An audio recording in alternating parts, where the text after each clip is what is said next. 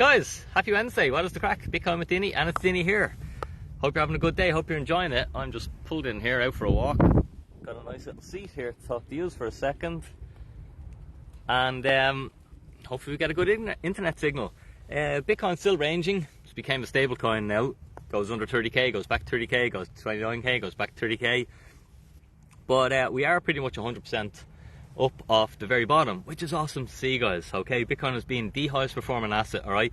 Despite what you hear in the media, despite what your friends tell you, despite what your financial advisor tells you, okay? If you just look at this stuff, okay, objectively, for yourself, Bitcoin has been the highest performing asset of every asset you can get involved in. Bitcoin has been the highest performing asset of 2023 so far, okay? So pay attention to that. Do your own work in this thing. I want to talk to you a little bit about this guy I met. Perhaps you've met him too. And perhaps some of you have become him. So I've got a couple of little stories here, and bear with me. And these stories, I suppose, they're just to help you learn. They're to share my experience, because we can learn two ways. We can learn by our own experiences, which is the slowest, most difficult way to learn, or we can learn by other people's experiences, which is a much faster, much better way to learn. And that's how I've learned a lot of what I know in life, is by other people's mistakes, rather than wasting the time to make them myself. That allowed me to become a millionaire before I was 40, okay? I'm not boasting or bragging. It's just something, it's so powerful if you can learn mistakes, okay, and learn from other people's mistakes. So I met a fella yesterday, and he was saying to me, and he was a neighbour of mine, I hadn't met him in a couple of years, and he was like, fucking hell, what are you up to, Dinny? What are you at? And I says, yeah, I have my consulting business, and you know, I have my couple other businesses, yeah, life's good, I'm chilling out, I've plenty of free time, and it's all well. And he's like, right, Jen, you're still into that Bitcoin thing, are you? I says, I am. And he says, I thought you were a raving lunatic when you told me about that years ago. I thought you were a raving lunatic, and I totally ignored it. And then in 2020 and 2021, I seen the thing absolutely explode, and I wished I got started in it. I wished I got involved in it.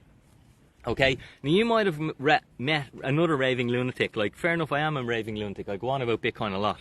Okay? And you will too when you understand it. Okay? When you actually do the work for yourself. But we all know these type of people. So my question to you is, ask yourself, why are these Bitcoin people, like me, why are we raving lunatics? Why are we so passionate about this thing? Alright, why do we think it's going to be so world-changing? And my answer to that is just because we understand it. Okay? And it doesn't matter. Like, in my consulting business, every week I meet with people, and they all have that story of the raving lunatic. You know, it might have been, yesterday's story was, it was an electrician that was working on someone's house, and he was, oh, Bitcoin, and the guy ignored him. We all do it. Like, I done it myself, you know. But the question to ask yourself is, why are these people raving lunatics? All right, where people go wrong in the crypto space is they confuse crypto and Bitcoin. Okay, and crypto is very different, and I'm not hating on crypto, but why I focus almost entirely on Bitcoin is because most of my clients are beginners. And I can set them up very easily for massive success. I can help them create a pension plan in about 2 hours. Okay, from start to finish, in about 2 hours, and they know the returns that they're expected to get and the time frame. And they understand why and how it works and how Bitcoin works and how to custody and everything. Alright, with crypto I can't do that. With crypto I couldn't do that in 2 months because it's high risk stuff. Pensions, the job of a pension is to protect and generate wealth. Okay? So therefore pensions don't invest into startup companies, don't invest into high risk stuff. So that rules out most crypto. Crypto is a get rich quick. And you know, if you want to go and join the discourse and get into all the telegrams and put all the hours in, maybe you can become an insider and maybe you can do alright. Or if you just want to try and out trade retail, maybe you can do alright. But that involves you quitting your job, alright, and devoting all of your attention to it, or quitting all your hobbies and making this your second job. I don't think you need to do that. Okay? And I'll give you a second example from the raving lunatic. I had a phone call last week from someone I consulted with just to thank me. Met him in late 2020. We created his retirement plan. He actioned it 2020, 1, 2, 3 over the last 3 years, and now is a really comfortable financial position and has a lot of peace of mind. Okay? And I suppose I'm gone off point a little bit. My point is to ask yourself, why are people so passionate about this thing? Once you understand how money works, and this is the problem, none of us are taught how money works, and that's absolutely off design. Because if you understood how money works, you would not work the way you do. Okay, you would not live your life the way you live your life. I'm struggling with some stuff at the moment. You know, in life you go through various different phases, and one of the things I'm struggling with is the more I learn, the more not everything, but a lot of things just seem to be an absolute scam. Like the whole nutrition, everything that you see in the supermarket, the incentive of all these food companies. Like, scam is a strong word, but I can't see any otherwise. It's the worst stuff that we should put in our body, and it's labelled as health food, and it's just so wrong. And then that was how I ended up down the Bitcoin rabbit hole. I was like, well, if the food is so wrong, what else have we got wrong? Because, you know, health and fitness was my background. I've broke my back, so I've rebuilt myself from the ground up. I qualified as a physiotherapist, personal trainer, done internships all over the world with some of the best people in the space in nutrition and everything. You know, and the more you learn, you realise, how the feck were the government telling us to eat 9 portions of carbohydrate a day, processed carbs a day, and don't eat eggs? Like, how did we get there? How on earth did we get there? And then you're more open to question everything else. A really interesting book about money is The Creature from Jekyll Island. And when you read that book, you realise, oh my God, the whole banking thing is as much of a scam, and the whole purpose of this system is just to impoverish people. It's like modern day slavery. You know, you're not allowed to beat people and torture them physically anymore, but you can still put a psyop on them and still totally control their life. And that's exactly what we've done. And once you understand that, and you open the trapdoor and you actually see the Matrix for what it is. I don't like using the Matrix word anymore because Andrew Tate's been used it, so it's sort of bastardized now. But I've always called it a Matrix, and that, you know, what we see isn't reality at all.